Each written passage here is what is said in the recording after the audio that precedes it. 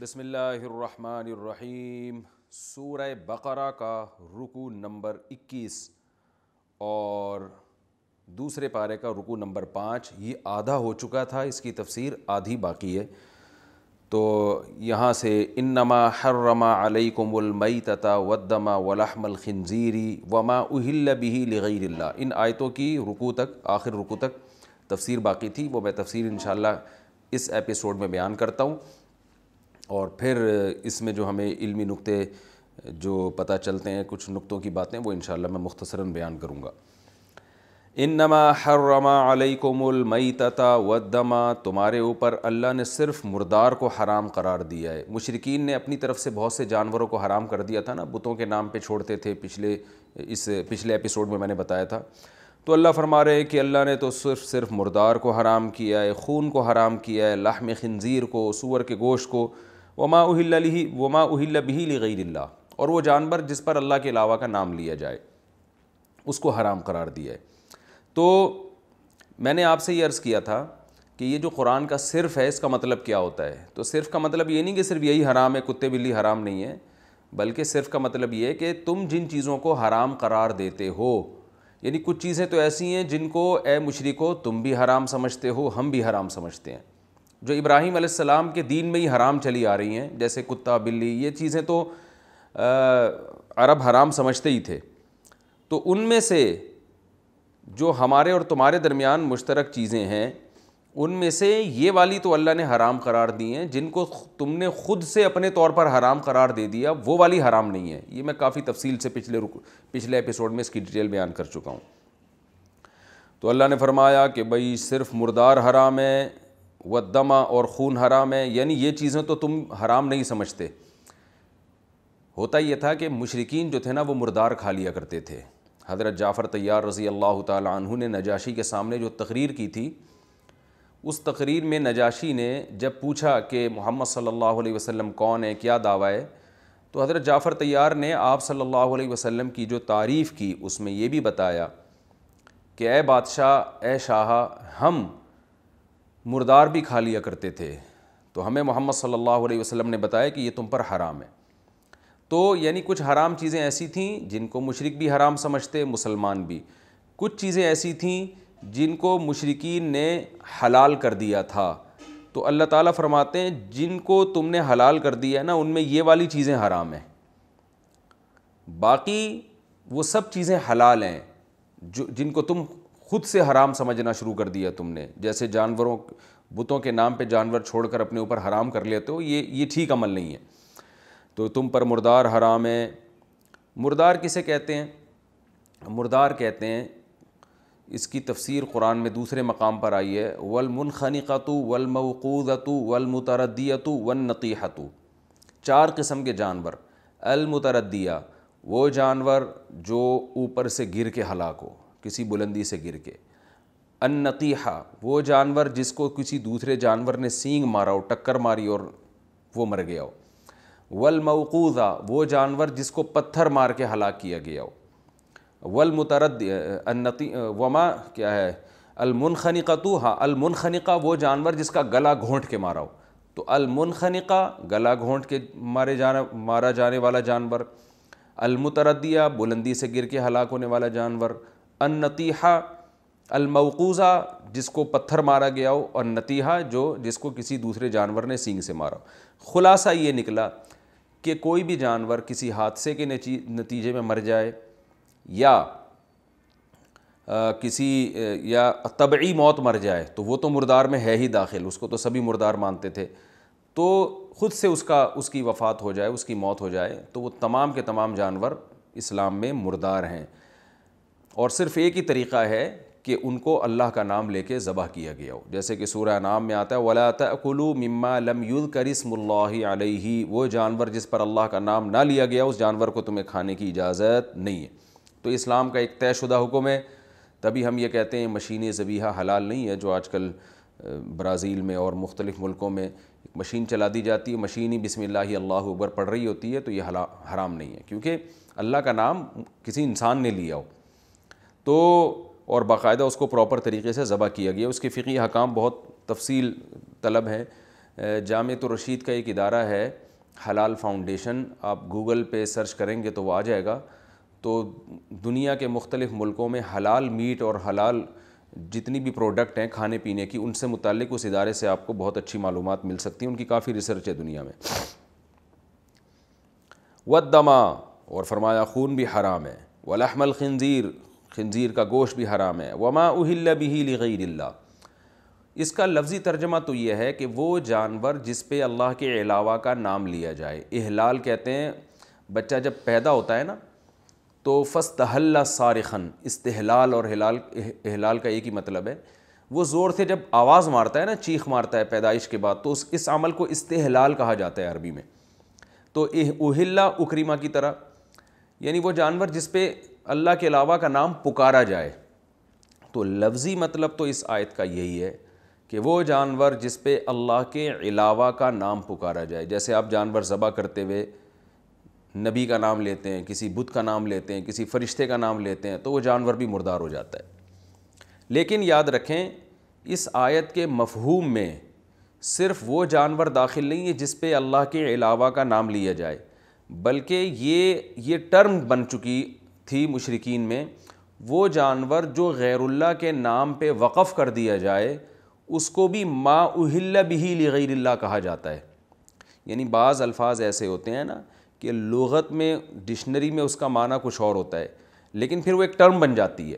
جیسے میں بار بار ایک مثال دیتا ہوں، صلاۃ یہ جو لفظ ہے یہ ڈکشنری میں تو دعا کو کہتے ہیں، لیکن جب یہ اسلام میں یہ لفظ آیا تو یہ نماز کے معنی میں استعمال ہونے لگا. دعا کے معنی میں بھی استعمال ہوتے ہیں لیکن زیادہ استعمال نماز کے معنی میں. تو مشرکین وہ جانور جو اپنے بتوں کو خوش کرنے کے لیے چھوڑ دیا کرتے تھے، اس جانور کو بھی اہل لغیر اللہ کہا جاتا تھا، اہل بہ لغیر اللہ، کہ یہ اللہ کے علاوہ کسی اور کے لیے ہے. تو اس میں وہ جانور، اب دو طرح کے جانور آ گئے. ایک تو وہ جانور جس پہ ذبح کرتے ہوئے اللہ کا نام نہ لیا جائے، دوسرا وہ جانور جو اپنے معبودوں کو خوش کرنے کے لیے چھوڑ دیا جائے. تو وہ عرب چھوڑ دیا کرتے تھے. اس کا تذکرہ انشاءاللہ سورہ مائدہ میں آئے گا، ہم وہاں پڑھیں گے کہ ما جعل اللہ من بحیرۃ ولا سائبۃ ولا وصیلۃ ولا حام. عرب کیا کرتے تھے کہ بھئی یہ گائے جو ہے، یہ جو اونٹ ہے، اس اونٹنی نے اتنے مادہ بچے دے دیے ہیں تو اب یہ بڑی مقدس بن گئی ہے، تو فلاں بت کے نام پہ اس کو چھوڑ دو، یعنی فلاں معبود کو خوش کرنے کے لیے اس کو چھوڑ دیا جائے، اب یہ اس کو کوئی ہاتھ نہیں لگائے گا. تو اسلام نے اس جانور کو کے کھانے کو بھی حرام قرار دیا اور اس عمل کو بھی حرام قرار دیا. عمل بھی حرام ہے کہ اس طرح جانور کو اپنے اوپر حرام کر دینا بتوں کے نام پہ چھوڑ کے، یہ بھی حرام ہے تمہارے اوپر. اور بعض دفعہ ایسے کرتے تھے کہ جس نر نے جو ہے وہ کراس کر کے، مادہ سے کراس کر کے، اس نر کی کراس کرنے کی وجہ سے جو کچھ مخصوص تعداد میں اگر مادہ نے بچے جن دیے تو وہ نر بھی مقدس بن جایا کرتا تھا ان کی نظر میں. اس نر اونٹ کو بھی چھوڑ دیا کرتے تھے کہ بس اب اس کو کوئی ہاتھ نہیں لگائے گا، اس کو کھانے پینے دو. آج بھی ہندو یہ کام کرتے ہیں، گائے کو ماتا بنا کے مقدس سمجھ کے اس کو چھوڑ دیتے ہیں کہ بھئی اب اس کو ہاتھ نہیں لگانا ہے. تو یہ سب چیزیں اسلام میں حرام ہیں. اللہ نے فرمایا فَمَنِ اضْطُرَّ، ہاں جو مجبور ہو جائے. آپ سفر میں ہیں، کھانے کو کچھ بھی نہیں آپ کے پاس، ایسی جگہیں کہ آپ نے اگر نہیں کھایا تو مر جائیں گے، اس کو مجبوری کہتے ہیں. غیر باغن ولا عادن، مجبوری ہو اور اس درجے کی غیر باغن، آپ کا مقصد بغاوت نہ ہو، ولا عادن اور حد سے تجاوز نہ ہو. بغاوت کا مطلب یہاں مفسرین یہ بیان کرتے ہیں کہ آپ کا مقصد یہ نہ ہو کہ اس حرام کو کھانے سے آپ چسکے لینا چاہتے ہیں، لذت حاصل کرنا چاہتے ہیں. یہ ایک نوع کی بغاوت ہے. یعنی کہ مثال کے طور پر آپ سفر میں ہیں، سب کچھ ختم ہو گیا تو خنزیر کا گوشت کے علاوہ کچھ بھی نہیں آپ کے پاس، یعنی جنگل میں خنزیر گھوم رہے ہیں، تو اب جان بچانے کے لیے آپ بقدر ضرورت کھا سکتے ہیں. تو طالب لذت نہ ہو، یہ نیت نہ ہو کہ یار میں یہ ٹیسٹ کر کے دیکھتا ہوں یہ کیسا ہوتا ہے، تو یہ پھر بغاوت کے زمرے میں آئے گا. ولا عادن اور حد سے تجاوز نہ ہو. کیا مطلب؟ اتنا کھایا جائے کہ آپ کی جان بچ جائے. یہ نہیں کہ آپ نے جناب اس کے کوفتے بنا کے کوفتوں کا سالن پکا لیا کہ جی جنگل میں سب لوگ مر رہے تھے تو انہوں نے کہا یار اب تو جان بچانے اس کے علاوہ ہمارے لیے ممکن نہیں ہے، تو چلو جی خنزیر ملا، اس کو کاٹ کے اب آپ اس کے کباب بنا کے کھا رہے ہیں اور پیٹ بھر کے کھا رہے ہیں. نہ، بس اتنا کہ آپ کی کمر سیدھی ہو جائے اور آپ مرنے سے بچ جائیں، اتنا کھا سکتے ہیں آپ. تو اللہ فرماتے ہیں جو شخص مجبور ہو گیا اس حال میں کہ وہ بغاوت کرنے والا بھی نہ ہو اور حد سے تجاوز کرنے والا بھی نہ ہو، فلا اسم علیہ، تو اس پر کوئی گناہ نہیں ہے۔ ان اللہ، بے شک اللہ تعالیٰ، غفور الرحیم، معاف کرنے والا اور اپنے بندوں پر رحم کرنے والا ہے۔ تو رحم ہی تو ہے کہ اتنی شدید ٹینشن میں اس نے ہمیں اجازت دے دی کہ بھائی بھوک سے مرنا بہت تکلیف دہ عمل ہے، کوئی بات نہیں، کھا سکتے ہو۔ ان الذین یکتمون ما انزل اللہ من الکتاب، بے شک وہ لوگ جو اللہ نے نازل کردہ، جو اللہ نے احکام نازل کیے کتاب میں، اس کو چھپاتے ہیں اور اس کے بدلے میں چند ٹکے خریدتے ہیں، اولئک ما یاکلون فی بطونہم الا النار، یہ وہ لوگ ہیں جو اپنے پیٹ میں آگ کے سوا کچھ بھی نہیں بھر رہے۔ تو یہاں پھر وہی بات ہے کہ اس آیت میں جو رکوع میں جو مضمون چل رہا ہے وہ چل رہا ہے کہ اللہ کے حلال کو حلال سمجھو، خود سے اپنے اوپر حرام نہ کیا کرو۔ تو بعض دفعہ مذہبی رہنما جو، یعنی ایسے لوگ آپ کو ہر معاشرے میں ایسے لوگ بھی ملیں گے جو مذہب کے معاملے میں بڑے متشدد بھی ہوتے ہیں، ان کا یہ ایک ذوق ہوتا ہے کہ یہ بھی ناجائز ہو جائے، یہ بھی ناجائز ہو جائے، ان کو اس میں تقویٰ نظر آتا ہے۔ تو ایسے لوگوں کو خوش کرنے کے لیے بھی بعض اہل علم کیا کرتے ہیں کہ وہ بے جا پابندیاں لگانا شروع کر دیتے ہیں۔ بعض دفعہ غیر مذہب والوں کو خوش کرنے کے لیے پابندیاں لگائی جاتی ہیں۔ تو اللہ نے فرمایا کہ جو بھی ہم نے کتاب میں نازل کیا، تو جو بھی ان آیتوں کو چھپائے گا اور اس کے بدلے میں لوگوں سے چند ٹکے حاصل کرے گا، یہ ٹکے عزت کی صورت میں بھی ہو سکتے ہیں، پیسوں کی صورت میں بھی ہو سکتے ہیں، تو اللہ فرماتے ہیں یہ لوگ اپنے پیٹ میں آگ کے سوا کچھ بھی نہیں بھر رہے۔ وَلَا يُكَلِّمُهُمُ اللَّهُ يَوْمَ الْقِيَامَةِ، قیامت کے دن اللہ ان سے ہم کلام نہیں ہوگا۔ یاد رکھیں قرآن میں دوسرے مقام پہ پتہ چلتا ہے کہ اللہ ان سے ہم کلام ہوگا، تو ایک جگہ آتے ہیں ہم کلام ہوگا، یہاں آ رہا ہے ہم کلام نہیں ہوگا، تو یہاں کلام سے مراد ہے رحمت والا کلام۔ جیسے ہم کسی سے کہتے ہیں نا جاؤ میں تم سے بات نہیں کروں گا، تو مطلب کیا ہوتا ہے کہ وہ بات جس سے دوستی جھلکتی ہو وہ میں نہیں کروں گا۔ گالیاں دینے پر آئے گا تو آپ کو پتہ ہے ایسا آدمی برا بلا بھی کہنا شروع کر دیتا ہے اور اس کے خلاف بھی بولنا شروع کر دیتا ہے۔ تو بات کا مطلب یہاں پر یہ ہے کہ رحمت والا کلام، وہ کلام جس سے اللہ کی رحمت جھلکتی ہوگی، محبت والا کلام، ایسا کلام اللہ ان سے نہیں کرے گا، غضب والا کلام کر سکتا ہے۔ وَلَا يُزَكِّيهِمْ، اور اللہ ان کو گناہوں سے پاک نہیں کرے گا۔ وَلَهُمْ عَذَابٌ أَلِيمٌ، اور ان کے لیے دردناک عذاب ہے۔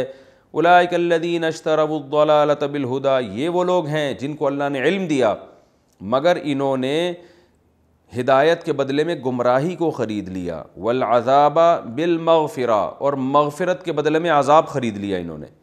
فما اصبرہم النار، کیسا صبر ہے ان کا آگ پر۔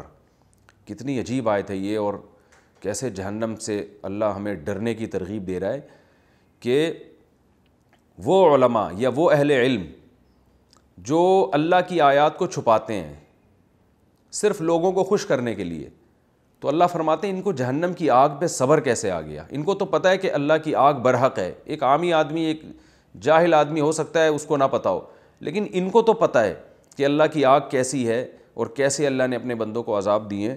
تو اللہ فرماتے ہیں یہ کیسے جہنم کی آگ پہ صبر کر لیتے ہیں۔ ذالک، یہ آگ ان کو اس لیے ملے گی، بِأَنَّ اللَّهَ نَزَّلَ الْكِتَابَ بِالْحَقِّ، اللہ نے تو کتاب کو حق کے ساتھ نازل کر دیا تھا۔ وَإِنَّ الَّذِينَ اخْتَلَفُوا فِي الْكِتَابِ، اور جو لوگ کتاب میں اختلاف کر رہے تھے، مان نہیں رہے تھے اس کتاب کو، لفی شقاق بعید، وہ مخالفت میں پڑے ہوئے تھے۔ تو ان کی مخالفت سے یہ نہیں ثابت ہوتا کہ یہ کتاب برحق نہیں ہے، کتاب کا برحق ہونا یہ تو بالکل طے شدہ ہے۔ تو جب کتاب کا برحق ہونا، اس کے مضمون کا برحق ہونا ثابت ہے، تو پھر اہل علم اس کو لوگوں کے سامنے بیان کیوں نہیں کرتے، اس کی آیتوں کو کھول کھول کے بیان کیوں نہیں کرتے۔ یہ تو اس رکوع کا اگلا حصہ تھا جو میں نے کمپلیٹ کیا۔ اس میں ہمیں کیا اسباق ملتے ہیں، میں مختصراً نمبر وار ان کو بیان کر دیتا ہوں۔ پہلا سبق بالکل واضح ہے کہ جیسے حرام کو حرام سمجھنا لازم ہے، ایسے ہی اللہ کے حلال کو حلال سمجھنا بھی لازم ہے۔ اور حلال کو حلال سمجھنے کے دو طریقے ہوتے ہیں۔ ایک تو یہ کہ اس کے ساتھ حلال والا معاملہ کریں،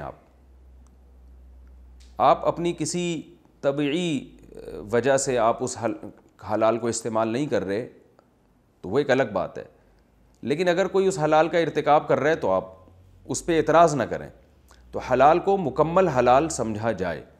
دوسری بات یہ کہ حلال کو حرام کرنا ایسے بھی ہوتا ہے کہ بلا وجہ قسمیں کھا کھا کے جیسے مشرکین بتوں کے نام پہ جانوروں کو چھوڑ کر اپنے اوپر حرام کر لیتے تھے، تو یہ بھی غلط ہے۔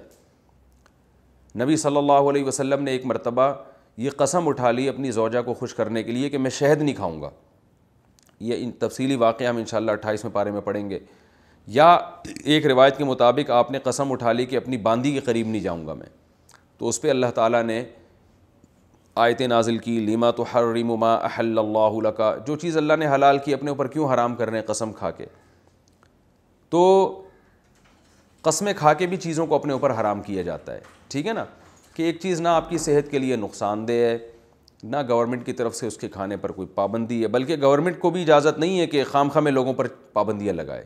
اسی آیت کے تحت علماء نے یہ بھی استدلال کیا ہے کہ گورنمنٹ اگر کسی چیز کو اللیگل قرار دے گی تو اس میں لوگوں کی مصلحت اگر ہے تو پھر تو ٹھیک ہے، اگر مصلحت نہیں ہے تو گورنمنٹ کو بھی کسی چیز کو خام خواہ میں اللیگل قرار دینے کی اجازت نہیں ہے۔ اگر گورنمنٹ نے ایسا کیا تو عوام پر اس قانون کو فالو کرنا بھی لازم نہیں ہے۔ بعض چیزیں ایسی گورنمنٹ نے ویسے ہی کہہ دیا بھئی یہ الاؤ نہیں ہے، تو جب اللہ نے الاؤ کیا ہوا ہے تو آپ کیسے اس پہ پابندی لگاتے ہیں؟ تو ایسی بہت ساری چیزیں، تو اللہ تعالیٰ نے یہاں بھی حکم دیا کہ قسم کھا کے بھی اپنے اوپر چیزوں کو حرام نہ کیا جائے۔ اسی وجہ سے رسول اللہ صلی اللہ علیہ وسلم کو اللہ نے ایسی قسم کے توڑنے کا حکم دیا۔ تو آج بھی اگر کوئی قسم اٹھا لیتا ہے کہ میں یہ نہیں کھاؤں گا، میں یوں نہیں کروں گا، میں یہ نہیں کروں گا، تو اس پر قسم وہ توڑ دے اس کو اور کفارہ ادا کر دے۔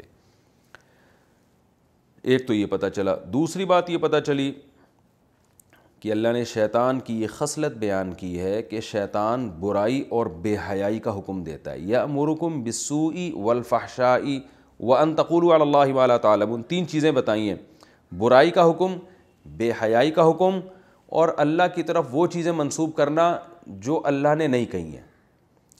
تو تین چیزیں، برائی، بے حیائی اور اللہ کی طرف جھوٹ۔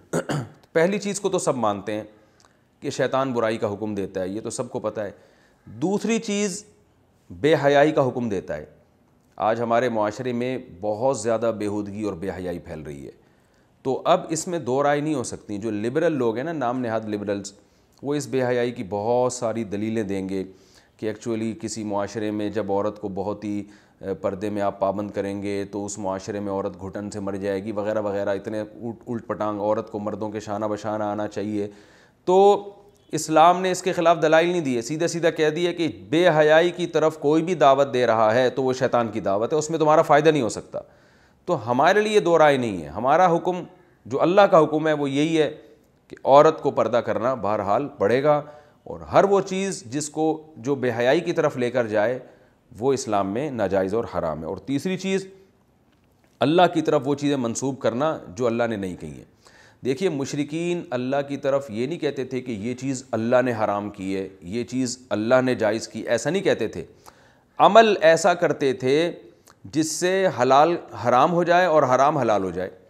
تو یہ عمل بھی آپ اگر کر رہے ہیں نا ایسا، تو اس کا مطلب سیدھا سیدھا یہی ہے کہ آپ ان چیزوں کی نسبت اللہ کی طرف کر رہے ہیں، کیونکہ حلال و حرام کرنا اللہ ہی کا اختیار ہے۔ تو اس آیت سے ہمیں پتہ چلتا ہے، نقطہ پتہ چلتا ہے کہ بھائی آپ کوئی بھی چیز اللہ کی طرف بغیر تحقیق کے منسوب نہ کریں، اور رسول اللہ صلی اللہ علیہ وسلم کی طرف نسبت بھی حقیقت میں اللہ ہی کی طرف نسبت ہے۔ اسی وجہ سے نبی صلی اللہ علیہ وسلم نے ارشاد فرمایا، من کذب علی متعمدا فلیتبوأ مقعدہ من النار، متفق علیہ، صحیح حدیث ہے کہ جس نے جان بوجھ کر مجھ پہ جھوٹ باندھا وہ اپنا ٹھکانہ جہنم میں بنا لے۔ تو اس لیے احادیث کو آگے پھیلانے میں بہت احتیاط کی ضرورت ہے۔ من گھڑت حدیثیں آپ ممبر پہ یا واٹس ایپ پہ یا فیس بک پہ بغیر تحقیق کے آگے پھیلاتے رہیں گے تو یہ نبی کی طرف جھوٹ کی نسبت، اور نبی کی طرف نسبت در حقیقت اللہ کی طرف نسبت ہے، کیونکہ دین کی کوئی بھی بات نبی صلی اللہ علیہ وسلم اپنی مرضی سے نہیں فرماتے، وہ اللہ ہی کے حکم سے فرما رہے ہوتے ہیں۔ اسی آیت کے تحت میں علمی نقطے کی ایک اور بات آپ کو بتاؤں۔ صحیح بخاری مسلم کی حدیث ہے، رسول اللہ صلی اللہ علیہ وسلم نے فرمایا کہ جس شخص نے جھوٹا خواب بیان کیا اس کو قیامت کے دن مکلف بنایا جائے گا کہ وہ جو کے دانوں میں گرہیں لگائے، حالانکہ دانے میں گرہ لگانا ممکن نہیں ہوتا، یعنی ایک انتہائی مشکل کام کا اس کو حکم دیا جائے گا، ظاہر ہے وہ نہیں کر سکے گا تو اس کے عوض میں اس کو آگ میں ڈالا جائے گا۔ اور ایسی ہی ایک اور شدید وعید ہے اس شخص کے بارے میں جو جھوٹا خواب بیان کرے۔ اب دیکھیں جھوٹ بولنا اسلام میں بذات خود بہت بڑا گناہ ہے، لیکن جھوٹا خواب بیان کرنا اس سے بھی بڑا گناہ ہے۔ ایک روایت میں اعظم الفریہ کہا گیا ہے اس کو، یعنی بہت بڑا جھوٹ۔ تو سوال پیدا ہوتا ہے کہ عام جھوٹ میں اور خواب جھوٹا بیان کرنے میں اتنا فرق کیوں رکھا شریعت نے؟ وجہ اس کی یہ ہے کہ رسول اللہ صلی اللہ علیہ وسلم نے فرمایا خواب نبوت کا 46واں حصہ ہے۔ یعنی جب آپ کو خواب آتا ہے نا، اس میں اس بات کا امکان ہوتا ہے کہ یہ اللہ کی طرف سے ہو۔ تو اگر آپ جھوٹ بیان کریں گے تو آپ امکان کے درجے میں اللہ کی طرف جھوٹ کی نسبت کر رہے ہیں، یعنی اللہ نے ایک چیز آپ کو نہیں دکھائی، آپ پبلک میں بیان کر رہے ہو۔ جیسے آپ کو کوئی بہت اچھا خواب آیا کہ آج میں نے نبی صلی اللہ علیہ وسلم کی زیارت کی، یعنی آیا نہیں، آپ لوگوں میں بیان کر رہے ہیں کہ آج میں نے نبی صلی اللہ علیہ وسلم کی زیارت کی، آج میں نے یہ دیکھا، آج میں نے یہ دیکھا۔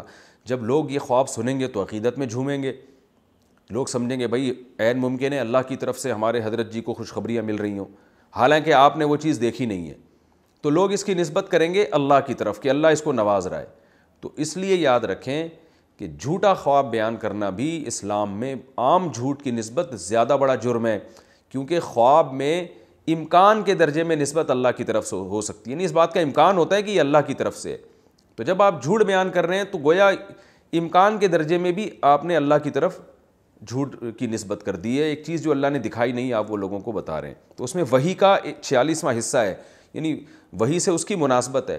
تو جیسے جھوٹی وحی گھڑنا یہ بہت بڑا جرم ہے، کوئی پیغمبر یہ کام نہیں کر سکتے، تو ایسے ہی جھوٹا خواب بیان کرنا بھی جھوٹی وحی کے جیسا تو نہیں لیکن اس قریب اس سے مشابہت اس کی ہے۔ اس لیے جھوٹا خواب بیان کرنا بھی اسی آیت کے تحت داخل ہے کہ تم اللہ کی طرف وہ چیز منسوب کر رہے ہو جو اللہ نے کہی نہیں ہے۔ اسی رکوع میں ہمیں یہ بھی پتہ چلتا ہے اذا قیل لهم اتبعوا ما انزل اللہ قالوا بل نتبع ما الفینا علیہ آباءنا، کہ دنیا میں جتنی بھی گمراہیاں ہیں ان کی جڑ ہے باپ دادا کو فالو کرنا، چاہے باپ دادا برحق نہ بھی ہوں۔ دیکھیے باپ دادا اگر برحق ہیں تو ان کو فالو کرنے کا حکم دیا گیا ہے، جیسے سورہ یوسف میں ہے واتبعت ملۃ آبائی ابراہیم و اسماعیل و اسحاق۔ یوسف علیہ السلام نے فرمایا میں اپنے باپ دادا کے دین کو فالو کرتا ہوں، ابراہیم، اسماعیل اور اسحاق، کیونکہ ظاہر ہے وہ برحق تھے۔ تو اگر آپ کے باپ دادا برحق ہیں تو آپ ان کو فالو کریں، لیکن اگر آپ کے باپ دادا کے بارے میں آپ کو دلیل سے پتہ چل جاتا ہے کہ یہ سیدھے راستے پر نہیں ہیں تو پھر آپ ان کو فالو نہ کریں۔ اور قرآن میں جگہ جگہ یہ مضمون بیان کیا کہ جب بھی ان سے کہا جاتا ہے کہ اللہ نے جو قرآن نازل کیا اس کو فالو کرو تو یہ کہتے ہیں نہیں ہم نے اپنے ابا دادا کو پایا ہے۔ تو میں نے بہت سے غیر مسلموں سے یہ بات سنی ہے کہ ہم چونکہ ہندو گھرانے میں پیدا ہوئے لہذا ہم اسی پہ چلیں گے اور اللہ اسی پہ ہماری بخشش کرے گا۔ عیسائی کہتے ہیں ہم چونکہ عیسائی گھرانے میں پیدا ہوئے ہم اسی کو فالو کریں گے، اللہ اسی پہ ہماری بخشش کرے گا۔ تو یہ دلیل درست نہیں ہے۔ ایک عیسائی نے کہا کہ میں چونکہ عیسائی گھرانے میں پیدا ہوں لہذا اللہ یہ چاہتا ہے میں عیسائی بن کے رہوں۔ میں نے کہا اچھا، خدا نخواستہ چوروں کے گھر میں پیدا ہو جاتے تو کیا یہ اللہ اس کی علامت ہے کہ اللہ چاہتا ہے کہ تم چور بنو؟ تو یہ بالکل غلط دلیل ہے۔ اور اسی آیت میں یہ بھی داخل ہے کہ صرف باپ دادا کو دین کے معاملے میں فالو نہیں کیا جاتا، غلط رسومات میں بھی باپ دادا کو فالو کیا جاتا ہے۔ جہیز کی رسم ہمارے معاشرے میں کیوں ہے؟ اس لیے کہ ہمارا کلچر ہے۔ اور شادی بیاہ میں جو طوفان بدتمیزی ہو رہا ہے کیوں ہے؟ اس لیے کہ ہمارا کلچر ہے۔ بہت سے علاقوں میں بہنوں کو وراثت نہیں دی جاتی، وہ کہتے ہیں ہمارا کلچر ہے کہ ہمارے یہاں بہنوں کی وراثت نہیں ہوتی۔ بہت سے علاقوں میں لڑکیوں کی شادی ان کی مرضی کے بغیر ہوتی ہے، ان سے پوچھا ہی نہیں جاتا۔ جب ان سے بات کی، میرے سب تجربے ہیں جو میں آپ کے ساتھ شیئر کر رہا ہوں، جب ان سے کہا جاتا ہے یار بیٹی کی شادی اس کی مرضی کے بغیر جائز نہیں ہے، تو کہہ رہے ہیں ہمارا کلچر ہے، ہمارے یہاں بچیوں سے نہیں پوچھا جاتا۔ تو بس culture culture culture culture culture. تو بھائی پھر قیامت کے دن جو ہے نا، جب آخرت میں اللہ تعالیٰ بخشش کریں ان لوگوں کی جو اہل ایمان ہیں کہ جنہوں نے اللہ کو اور قرآن و سنت کو فالو کیا وہ جنت میں جائیں، تو پھر آپ ان کی فہرست میں کھڑے نہ ہونا، بلکہ آپ کہنا کہ اللہ میں تو اپنے کلچر کو فالو کرتا تھا۔ تو اگر اس بیس پہ اللہ آپ کی بخشش کر دے تو ہمیں کوئی اعتراض نہیں ہے، لیکن اس بیس پہ آپ کی بخشش نہیں ہوگی۔ اسی آیت میں ہمیں یہ بھی پتہ چلتا ہے وَمَثَلُ الَّذِينَ كَفَرُوا كَمَثَلِ الَّذِي يَنْعِقُ بِمَا لَا يَسْمَعُ إِلَّا دُعَاءً وَنِدَاءً، کہ بہت سے لوگ ایسے ہیں کہ جن کو آپ جب ہدایت کی طرف پکارتے ہو تو اللہ نے اس کی مثال دی ہے جیسے ایک جانور وہ صرف اپنے مالک کی آواز سنتا ہے، اسے پتہ چلتا ہے کہ کچھ کہہ رہا ہے، مطلب اس کی سمجھ میں نہیں آتا. تو ایسے ڈھیٹ لوگ بھی دنیا میں ہول سیل کے حساب سے موجود ہیں کہ جب آپ ان کو ان کے سامنے حق بیان کریں گے تو ایسے ہے جیسے بھینس کے سامنے بین بجانا. تو ان لوگوں کے اس ایٹیٹیوڈ کی وجہ سے، اس ضد اور ہٹ دھرمی کی وجہ سے ہمیں دعوت کے مشن میں پیچھے نہیں ہٹنا چاہیے. یہ ایسے لوگ رہیں گے مارکیٹ میں. اور قرآن میں یہ جو اللہ نے فرمایا تم پر اللہ نے مردار کو حرام قرار دیا ہے، تو اسی آیت کے تحت امام ابو حنیفہ رحمہ اللہ تعالیٰ کا مسلک ہے کہ سمندر میں صرف مچھلی حلال ہے، مچھلی کے علاوہ سمندر کی دوسری کوئی مخلوق حلال نہیں ہے. اس میں جھینگا بھی داخل ہے. امام ابو حنیفہ نے جھینگے کے بارے میں صراحت تو نہیں کی ہے، لیکن صرف مچھلی کو حلال قرار دیا ہے. اور یہی امام ابو یوسف کا اور امام محمد کا بھی مسلک ہے. دوسری طرف جو تینوں امام ہیں، امام احمد ابن حنبل، امام شافعی، امام مالک رحمہم اللہ تعالی، ان کے نزدیک مچھلی کے علاوہ سمندر کی ہر مخلوق حلال ہے. ان کی دلیل قرآن مجید کی دوسری آیت ہے جس میں آتا ہے احل لکم صید البحر وطعامہ متاعا لکم وللسیارہ. کیونکہ جھینگا ہمارے یہاں بہت کھایا جاتا ہے نا، تو میں نے سوچا اس آیت کے تحت اس مسئلے کو بھی میں ڈیٹیل سے بیان کر دوں. پھر جھینگے کے بعد پھر لوگ کیکڑا بھی کھا رہے ہیں، پھر اور بھی چیزیں، تو یہ اختلافی مسئلہ کچھ دلائل سے سامنے آ جائے اس آیت کی روشنی میں تو اچھا ہوگا. پھر آپ کی مرضی، آپ جس رائے کو بھی فالو کریں وہ آپ کا ہیڈک ہے، وہ ہمارا ہیڈک نہیں ہے. تو قرآن مجید میں سورہ انعام ہے یا سورہ اعراف ہے، میں اسپیسیفک سورت کا نام مجھے یاد نہیں ہے، یا آپ دیکھ سکتے ہیں گوگل پہ سرچ کر کے بھی یہ آیت، احل لکم صید البحر وطعامہ متاعا لکم وللسیارہ، کہ تمہارے لیے سمندر کا شکار حلال کر دیا گیا ہے، تمہارے فائدے کے لیے بھی اور مسافروں کے فائدے کے لیے بھی، یہ تمہارے لیے حلال ہے.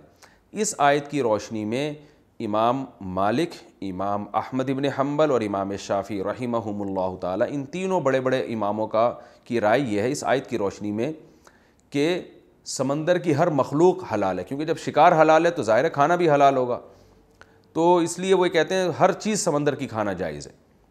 لیکن امام ابو حنیفہ رحمہ اللہ تعالیٰ کی نظر میں یہ آیت عام نہیں ہے کہ ہر چیز حلال ہے. وہ کہتے ہیں جس سیاق و سباق میں یہ آیت نازل ہوئی ہے، اس سے پہلے والی آیت میں جو تذکرہ چل رہا ہے وہ احرام کی حالت کا تذکرہ چل رہا ہے. اللہ تعالیٰ کا ارشاد ہے، اس سے پہلے والی آپ آیتیں جا کے دیکھیں گے کہ یا وحرم علیکم صید البر ما دمتم حرما، کہ ایمان والو تمہارے لیے خشکی کا شکار حرام ہے جب تک تم حالت احرام میں ہو. یعنی حالت احرام میں اگر تم نے خشکی پہ شکار کیا تو یہ عمل تمہارے لیے ناجائز ہے. اور پھر اللہ نے اس کا کفارہ بیان کیا ہے کہ جس درجے کا جانور تم نے شکار کیا ہے تو اسی درجے کی تم پر جو ہے نا جانور تم پہ لازم ہے کہ تم صدقہ کرو. اور پھر آگے فرمایا کہ تمہارے لیے سمندر کا شکار حلال ہے.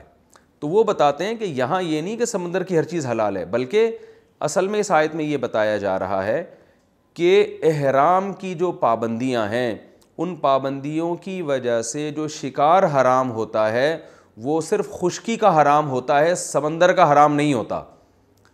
قطع نظر اس سے کہ سمندر کے شکار میں کون کون سی چیزیں حلال ہیں یہ اس آیت کا مدعا ہی نہیں ہے، اس سے بحث ہی نہیں کر رہی ہے آیت. صرف یہ بتا رہی ہے کہ تمہارے لیے حالت احرام میں خشکی کا شکار تو حرام ہے، سمندر کا حرام نہیں ہے، کیونکہ وہ تمہارے فائدے کے لیے، مسافروں کے لیے اور تمہارے لیے وہ اللہ نے ایک فائدے کی چیز بنائی ہے، وہ تم کھا سکتے ہو. باقی امام حنیفہ کے دیگر دلائل کیا ہیں کہ مچھلی کے علاوہ تمام چیزیں حرام کیوں ہیں؟ قرآن مجید سے دو دلائل بہت مضبوط ہیں. پہلی دلیل یہ والی آیت، انما حرم علیکم المیتۃ والدم ولحم الخنزیر، تمہارے لیے مردار حرام ہے. تو اور حدیث میں آتا ہے احلت لنا میتتان، دو مردار ایسے ہیں جو ہمارے لیے حلال کر دیے گئے. بالکل صحیح حدیث ہے یہ.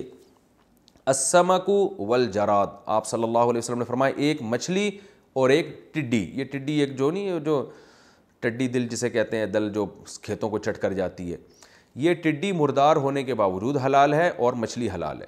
تو امام حنیفہ فرماتے ہیں کہ دیکھو سمندر، اللہ نے جانوروں میں ہر قسم کے مردار کو حرام قرار دیا اس آیت کی روشنی میں، اور اس کے علاوہ بھی آیتیں ہیں اس بارے میں، اور حدیث میں آتا ہے صرف 2 مردار کو مستثنیٰ کیا گیا ہے، ایک مچھلی اور ایک ٹڈی۔ تو پتہ چلا مچھلی اور ٹڈی کے علاوہ جو بھی جانور طبعی موت مرے گا یا جس کو ذبح نہیں کیا جائے گا وہ سارے کے سارے حرام رہیں گے۔ اور آپ کو پتہ ہے کہ سمندر کی جتنی بھی مخلوق ہے وہ سب مردار ہی ہوتی ہے، اس کو ذبح نہیں کیا جا سکتا، تو وہ سب اسی کے آیت کے تحت داخل ہو گئی مردار میں۔ صرف ایک مچھلی ایسی ہے جو مردار، ہم جب شکار کرتے ہیں ذبح تھوڑی کرتے ہیں، تو مردار ہونے کے باوجود وہ حلال ہے۔ تو ایک دلیل تو بہت مضبوط یہ ہے امام حنیفہ کی۔ دوسری دلیل یہ ہے کہ قرآن مجید میں اللہ تعالیٰ کا ارشاد ہے کہ نبی کا ایک وظیفہ یہ ہے یحرم علیہم الخبائث، کہ جتنی بھی خبیث چیزیں ہیں نبی تم پر حرام کر دیں گے وہ۔ اور اللہ نے ہمیں بار بار قرآن میں خبیث چیزوں سے بچنے کا حکم دیا۔ اور خباثت کی ڈیفینیشن کیا ہے، اس کا کوئی لگا بندہ ضابطہ اسلام نے بیان نہیں کیا، بلکہ ہر وہ چیز جس سے انسانی طبیعت کو یعنی بہت زیادہ گھن آتی ہو اور عمومی طور پر آتی ہو، یہ نہیں کہ ایک آدمی کو اچھی لگ رہی ہے، بہت سے لوگوں کو کوفتے ان کو پسند ہوتے ہیں، ان کو اچھے نہیں لگتے، لیکن ایک عمومی طور پر جس میں بھی مزاج میں سلامتی ہوگی نا، اس کو وہ اس کی طرف طبیعت مائل نہیں ہوگی۔ ہاں اب چائنا کا کوئی آدمی ہو جو بچپن سے ہی کھاتا آ رہا ہو تو اس کو تو کسی چیز سے گھن نہیں آتی، ایک نارمل لوگوں کی بات ہو رہی ہے۔ اس کی میں ایک مثال دیتا ہوں، مثال تھوڑی سی نامناسب ہے لیکن وہ سمجھ میں آئے گی کہ اب یہ جو مادہ منویہ جو مرد کے جسم سے نکلتا ہے، یہ بعض ائمہ کے نزدیک پاک چیز ہے، امام حنیفہ کے نزدیک ناپاک ہے، لیکن بعض امام اس کو، امام شافعی اس کو پاک کہتے ہیں، لیکن پاک کہنے کے باوجود یہ حلال نہیں ہے۔ کیوں؟ خبیث چیزوں میں سے ہے، تو ہر پاک چیز حلال نہیں ہوتی انسان کے لیے۔ تو سمندر کی جتنی مخلوق ہے پاک تو ہے، امام صاحب کہتے ہیں حلال نہیں ہے۔ وجہ اس کی یہ ہے کہ یہ بھی اگر آپ سمندر کی چیزوں کو حلال قرار دے دیں نا قرآن کی اس آیت کی وجہ سے کہ تمہارے لیے سمندر کا شکار حلال ہے، تو ہر چیز، تو سمندر میں تو ایسا گند نکلتا ہے کہ کوئی بھی نہیں دنیا میں کھاتا اس کو، اتنی گندی گندی چیزیں، سمندر کا پھر مینڈک بھی حلال ہو جائے گا۔ تو ظاہر ہے اس سے صاف پتہ چلتا ہے کہ وہ تمام چیزیں جن کے بارے میں جو ہے آیت میں آتا ہے کہ سمندر کا شکار حلال ہے، تو اس سے تمام چیزیں مراد نہیں ہیں بلکہ صرف مچھلی مراد ہے اس سے، جیسے کہ حدیث میں آتا ہے کہ ہمارے لیے 2 مردار کو حلال قرار دیا گیا ہے، مچھلی اور ٹڈی۔ تو اس لیے یعنی وہ پھر میں نے خود ساحل سمندر پہ دیکھا ہے، سمندر سے ایسی ایسی چیزیں نکلتی ہیں، بعض چیزیں تو ایسی ہوتی ہیں ان کو مچھیرے حرام مچھی کہہ دیتے ہیں، یعنی ان کو خود لگ رہا ہوتا ہے بھائی یہ انسانوں کے کھانے کی چیز نہیں، ایسی اس میں سے بدبو آ رہی ہوتی ہے اور ایسی ایسی گندی چیزیں ہوتی ہیں۔ تو اس لیے امام حنیفہ رحمہ اللہ تعالیٰ کی جو رائے ہے وہ احتیاط پر مبنی ہے اور بہت مضبوط رائے ہے، وہ ہلکی رائے نہیں ہے کہ بھائی مچھلی کے بارے میں تو واضح دلائل سے ملتا ہے، باقی چیزوں کا نہیں پتہ، تو مچھلی ہی کو ہمارا حلال کہیں گے۔ اور ویسے بھی گوشت کسی بھی قسم کا ہو اس میں اصل حرمت ہے، جب تک کہ حلال ہونے کی دلیل نہیں ہوگی اس کو حرام ہی سمجھا جائے گا۔ رہا مسئلہ جھینگے کا، تو جھینگے کے بارے میں بر صغیر کے علماء میں اختلاف ہے، یعنی جو امام حنیفہ کی رائے کو فالو کرتے ہیں تو اب ان میں بھی اختلاف ہے کہ جھینگا حلال ہے یا ناپسندیدہ ہے، مکروہ ہے، مکروہ تحریمی ہے۔ تو جو حضرات کہتے ہیں کہ جھینگا مچھلی کی قسم میں داخل ہے وہ اس کو جائز کہتے ہیں، جو کہتے ہیں جھینگا مچھلی کی قسم نہیں ہے وہ اس کو ناجائز کہتے ہیں۔ اب میں دونوں کے دلائل آپ کے سامنے پیش کر دیتا ہوں۔ جو کہتے ہیں کہ جھینگا مچھلی کی قسم میں داخل ہے ان کے دلائل یہ ہیں، وہ کہتے ہیں کہ ڈکشنری کی، عرب ڈکشنری کی جتنی بھی کتابیں آپ اٹھا کے دیکھیں اس میں جھینگے کو مچھلی لکھا ہوا ہے، یعنی جھینگا مچھلی، جھینگا مچھلی، جھینگا مچھلی، تو اس سے پتہ چلتا ہے کہ یہ مچھلی ہے لہذا کھا سکتے ہیں۔ لیکن جو علماء کہتے ہیں کہ جھینگا مچھلی کی قسم میں داخل نہیں ہے وہ کہتے ہیں کہ بھائی ڈکشنری سے استدلال درست نہیں ہے، اس لیے کہ سمندری گھوڑے کے بارے میں ڈکشنری میں لکھا ہوتا ہے سمندری گھوڑا، اب یہ تھوڑی کہ وہ گھوڑا بن گیا۔ تو لغت میں بعض دفعہ ذرا سی بھی کوئی کسی چیز سے مشابہت ہوتی ہے تو اہل لغت اس کو وہ نام دے دیتے ہیں۔ اس کی مثال ہے کہ جیسے ہم کہتے ہیں نا تیری تصویر سی دل میں کھچی معلوم ہوتی ہے، ایک شاعر نے اپنی محبوبہ کے بارے میں کہا بھائی مجھے ہر وقت دل میں تیری تصویر نظر آتی ہے، وہ تصویر، شاعر اس کو تصویر کہہ رہا ہے تو وہ تصویر تھوڑی ہے جو جس پر تصویر کے شرعی احکام لاگو ہوتے ہیں۔ اور بھی اس کی بہت ساری مثالیں ہیں۔ تو جھینگے کو صرف پانی میں ہونے کی وجہ سے اہل لغت نے مچھلی لکھ دیا ہے کہ پانی میں ہوتا ہے تو مچھلی سے مشابہت ہے، لیکن ہم اگر ماہرین سے پوچھتے ہیں جو میڈیکل سائنس کے ماہرین ہیں، یا تو ان کی رائے کا اعتبار ہوگا یا اہل عرف کا اعتبار ہوگا، تو عرف کو دیکھا جائے اور میڈیکل سائنس کے ماہرین کو دیکھا جائے تو دونوں جھینگے کو مچھلی کی اقسام میں داخل نہیں کرتے۔ میڈیکل سائنس سے تو ہم نے معلوم کروایا بڑے بڑے ڈاکٹروں سے جو بایولوجی کے بہت اسپیشلسٹ ہیں، ان سب کا اس پر اتفاق ہے، آپ نیٹ پہ سرچ بھی کر سکتے ہیں کہ جھینگے کا مچھلی کی کسی بھی قسم سے دور دور کا بھی تعلق نہیں ہے. یہاں تک کہ وہ یہ کہتے ہیں کہ میڈیکلی اگر گدھے کو انسان کہہ دیا جائے تو اتنا عجیب نہیں ہے، جھینگے کو مچھلی کہنا اس سے بھی زیادہ میڈیکلی عجیب ہے، کیونکہ گدھے کے پھر بھی بہت سارے اعضاء انسان سے میچ کرتے ہیں. ریڑھ کی ہڈی ہوتی ہے اس میں، انسان میں بھی ریڑھ کی ہڈی ہوتی ہے اور بہت سارے اعضاء، لیکن جھینگے کی سر سے لے کے پاؤں تک کوئی ایک چیز بھی مچھلی سے میچ نہیں کرتی ہے. تو کوئی عضو اس کا مشابہ ہے ہی نہیں، بالکل کیڑا ہے وہ. تو اس لیے میڈیکلی جھینگے کو مچھلی میں شامل کرنا کسی بھی لحاظ سے ممکن نہیں. دوسرا، اگر ہم عرف کو دیکھتے ہیں، میڈیکل سائنس پہ مدار نہیں رکھتے، عرف کو اگر آپ دیکھتے ہیں تو اگر آپ کسی سے کہتے ہیں کہ جاؤ مچھلی لے کر آؤ، وہ کبھی بھی جھینگا نہیں لے کر آئے گا.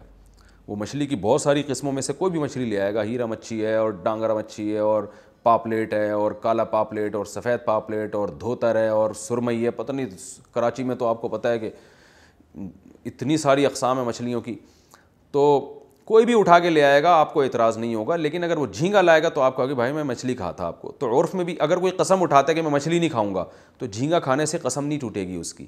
کوئی بھی اس کو نہیں سمجھتا کہ جھینگا کھانے سے وہ ہانس ہو جائے گا، یعنی قسم ٹوٹ جائے گی. تو اس سے صاف پتہ چلتا ہے کہ جھینگا بہرحال مچھلی کی قسم میں داخل نہیں ہے. تو میری رائے، اور جو ہمارے شیخ حضرت مفتی رشید احمد صاحب تھے اور بھی بہت سے علماء کی رائے یہی ہے کہ امام حنیفہ کے فقہ میں بہرحال جھینگے کی کوئی گنجائش نہیں ہے. تو اور دلائل بھی ان کے قرآن و سنت کے لحاظ سے بہت مضبوط ہیں. لیکن پھر بھی علماء ایک بات کہتے ہیں، جو فقہ ہی میں ایک اصول پڑھایا جاتا ہے کہ اگر کسی مسئلے میں اختلاف ہو اور علماء اسلام کا اختلاف ہو، معتبر علماء کا اختلاف ہو، تو پھر اس مسئلے میں شدت جائز نہیں ہے. کیونکہ امام شافعی وہ بھی قرآن و سنت ہی کے محقق ہیں، امام مالک، امام احمد بن حنبل بھی، تو یہ بڑے بڑے ائمہ ہیں. لہذا جھینگے کو اس طرح نہیں حرام کہا جائے گا جیسے کتے اور بلی کو حرام کہا جاتا ہے. خدا نخواستہ کوئی کتا کھا رہا ہے تو آپ اس کو سختی سے روکیں گے، لیکن جھینگا کھا رہا ہے تو آرام سے سمجھا دیں گے بھائی دلائل اس طرف مضبوط ہیں. خاص طور پر اگر کوئی فقہ حنفی کو فالو کر رہا ہے تو اسے کہا جائے گا یار تم تو فقہ حنفی کو فالو کر رہے ہو تو پھر ہر چیز میں فالو کرو. یہ کیا، جب جھینگا کھانے کا دل کیا تو امام شافعی کے مسلک کو فالو کر لیا.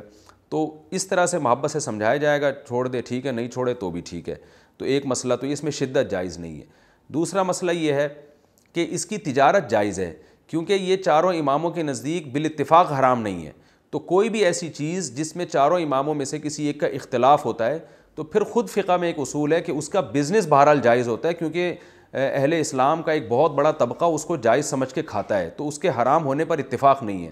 تو ایسی تمام چیزوں کا بزنس شریعت میں جائز ہے. لہذا اگر کوئی شخص جھینگے کا نہیں بھی کھاتا اور وہ یہی سمجھ، جیسے میں نہیں کھاتا تو میں اس کو جائز نہیں سمجھتا، تو لیکن اس کے لیے بزنس پھر بھی جائز ہوگا. پھر بھی بتا دوں میرا کوئی جھینگے کا بزنس نہیں ہے، کہ مثال دے رہا ہوں میں، پھر بھی اس کے لیے بزنس اس کا جائز ہے، کیونکہ یہ بالاتفاق ناجائز نہیں. عالم اسلام میں بہت سے علماء اس کو جائز سمجھتے ہیں. دو باتیں. تیسری بات یہ ہے کہ جس چیز کی بہت شدید ضرورت ہو اور اس میں ابتلا عام ہو جائے تو پھر شریعت کا ایک اصول ہے کہ اس میں شریعت نرمی پیدا کر دیتی ہے. تو اس لیے میں بھی یہ فتویٰ دیتا ہوں، اور جو سینئر علماء ہیں وہ بھی یہ جو ناجائز سمجھتے ہیں جھینگے کو، وہ بھی کہتے ہیں کہ اگر کسی معاشرے میں صدیوں سے جھینگا کھانے کا بہت زیادہ رواج ہے اور اب اس پوری قوم کے لیے من حیث القوم جھینگا چھڑوانا اس کے لیے ممکن نہیں ہے، تو پھر وہ اس بارے میں امام شافعی اور امام احمد بن حنبل کو فالو کر سکتے ہیں صرف جھینگے کے مسئلے میں. اس کی بہت ساری مثالیں فقہ میں مسائل ملتے ہیں کہ ضرورت کے موقع پر فقہ کو چینج کیا جا سکتا ہے، لیکن خود سے نہ کیا جائے یہ کام، کسی ماہر مفتی سے پوچھ کے، تاکہ ایسا نہ ہو کہ لوگ خواہشات کی بیس پہ بھی مسلک چینج کرنا شروع کر دیں ذرا ذرا سی باتوں پر، کیونکہ پھر دین ایک سے تماشا بن جاتا ہے. تو امام شافعی بھی ہمارے لیے قابل احترام ہے، امام احمد بھی، امام مالک بھی. تو اگر کسی قوم میں جیسے بنگلہ دیش میں تو وہ اتنا زیادہ کھایا جاتا ہے کہ وہ بچپن سے ہی کھاتے آ رہے ہیں، تو اب ظاہر ہے کتا بلی کھا رہے ہوتے اللہ نہ کرے تو ہم ان کو کہتے بھائی ساری قوم بھی کھائے گی تو یہ حرام ہی رہے گا. قوم کے کھانے سے یا سب کے کھانے سے حرام حلال نہیں ہو جاتا. لیکن جھینگے میں چونکہ اختلاف ہے تو اس اختلاف کا فائدہ اٹھایا جائے گا. اور یہ اختلاف جو فقہا کا نا، یہ اسی وجہ سے اللہ کی ایک رحمت ہے کہ ضرورت کے موقع پر مفتی کے لیے جائز ہوتا ہے کہ وہ اس اختلاف کا فائدہ اٹھائے اور عوام کو گنجائش دے. تو لہذا جو نہیں کھا رہے وہ نہ کھائیں، یا جس قوم میں رواج نہیں ہے وہ بھی نہ کھائیں. لیکن اگر کوئی صدیوں سے ایک قوم میں بہت زیادہ اس کا رواج ہے تو پھر امام شافعی کے فقہ کو فالو کرنے کی ان کے لیے گنجائش ہے. احتیاط تو یہی ہے کہ وہ نہ کریں، نہ کھائیں. لیکن اگر کھا رہے ہیں تو اللہ سے امید ہے کہ شاید کیونکہ ضرورت ہے, حاجت بن چکی ہے. ایک دو آدمیوں سے تو آپ ایک چیز چھڑوا سکتے ہیں, پوری قوم سے آپ کہیں کہ وہ جو ہے نا وہ چھڑوا دیں, یہ بہت مشکل کام ہوتا ہے. تو ایسے موقع پہ بھی نرمی کی اجازت دی جا سکتی ہے. یہ میری رائے تھی جو میں نے آپ کے سامنے پیش کی. تو یہ ایک علمی نقطے کی بات تھی اس میں. اور پھر آخری بات وہی جو بار بار قرآن کا موضوع ہے کہ علم کو چھپایا نہ جائے. نبی صلی اللہ علیہ وسلم نے فرمایا جس نے علم کی بات کو چھپایا الجم بلجام من النار, قیامت کے دن آگ کی لگام اس کو دی جائے گی کہ یہ زبان حق بیان کرنے کے لیے تھی, تو نے اس کو چھپایا کیوں. اللہ تعالی ہمیں سمجھنے کی, عمل کی توفیق عطا فرمائے. وما علینا الا البلاغ.